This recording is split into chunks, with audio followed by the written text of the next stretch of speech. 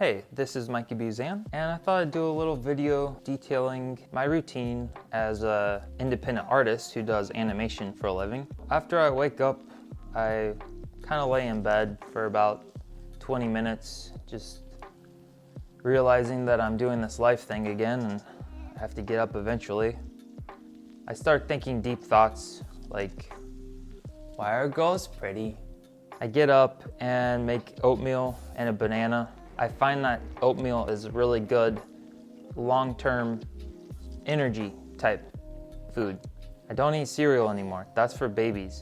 It just doesn't have the nutrients that you need to do cognitively demanding tasks like drawing cartoons. I read every morning while I'm eating so I can pet two puppies with one hand. What I'm reading right now is a Wonder Book, which is about creative writing. Highly recommended. Also, I've been reading Behave by Robert Sapolsky. He's a neuroscientist slash primatologist, and the book's basically about why do people do what we do, both our worst actions and our best actions, and all of the underlying brain activity that goes into what makes us basically human. It's pretty depressing, but also interesting. Then, as I'm still just trying to get used to my morning, I do yoga from a Yoga We Fit video. After getting some stretches in with yoga, do about 10 to 15 minutes of life drawing practice just off of a website. I really struggle with drawing humans, but it's just one of those things you just have to struggle with. It's a constant, it's not something that comes easy for me personally. I'd rather draw trippy, surreal stuff, but there are projects I would really like to do that are more narrative, that would have more humanoid type figures and more mechanically complex movements. And you gotta know how the joints work and bend and line of action and all that. After that initial 1.5 to 2 hours of getting my brain and body activated, start into my deep work. Now, deep work, as defined by Cal Newport, is intense focus on a cognitively demanding task without distractions. This would be stuff like, in the context of animation, like storyboarding, drawing your rough keyframes for movements.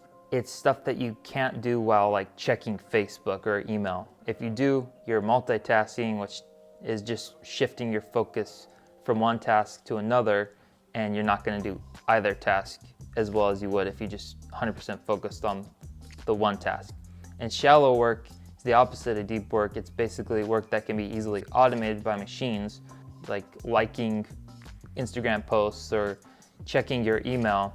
This isn't stuff that really adds new value or new creative input. Set aside 4 hours of just hyper focusing on the most important tasks at hand, basically laying down the skeleton and the foundation for the whole pipeline.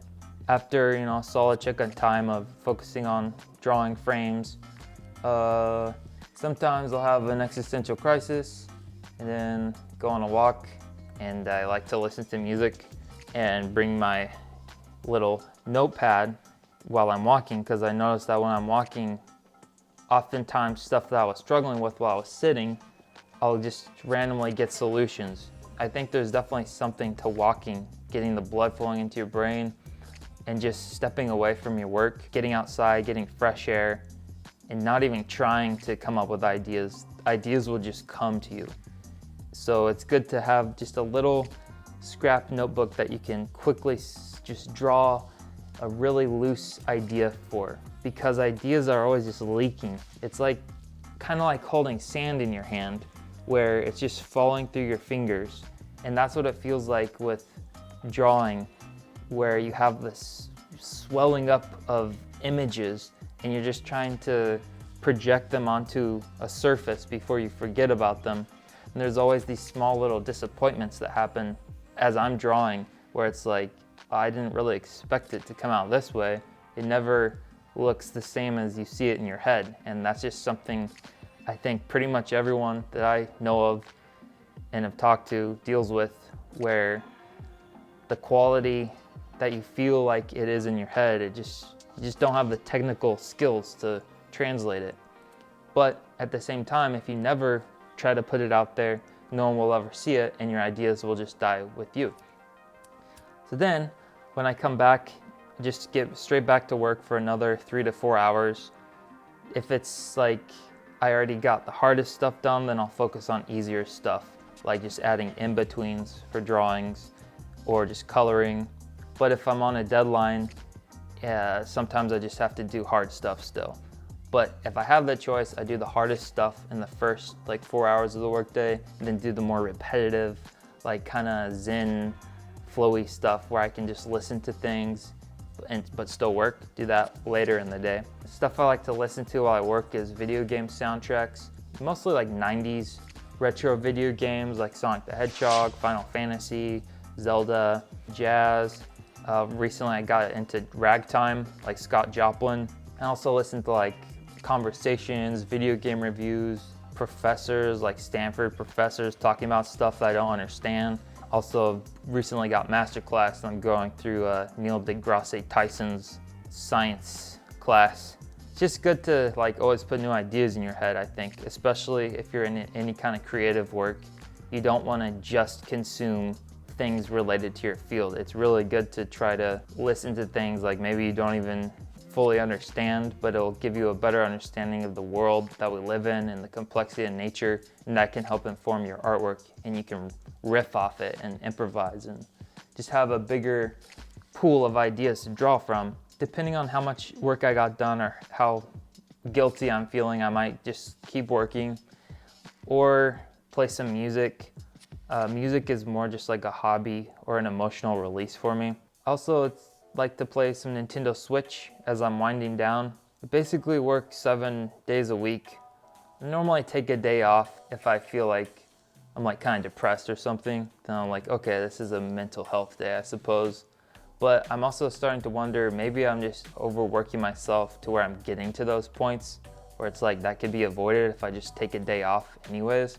So trying to kind of keep Sundays as like less intense work days. I'll still work, but because I feel happier if I draw a little bit. So like the distinction between working and not working is really blurry to me because I do enjoy just creating things.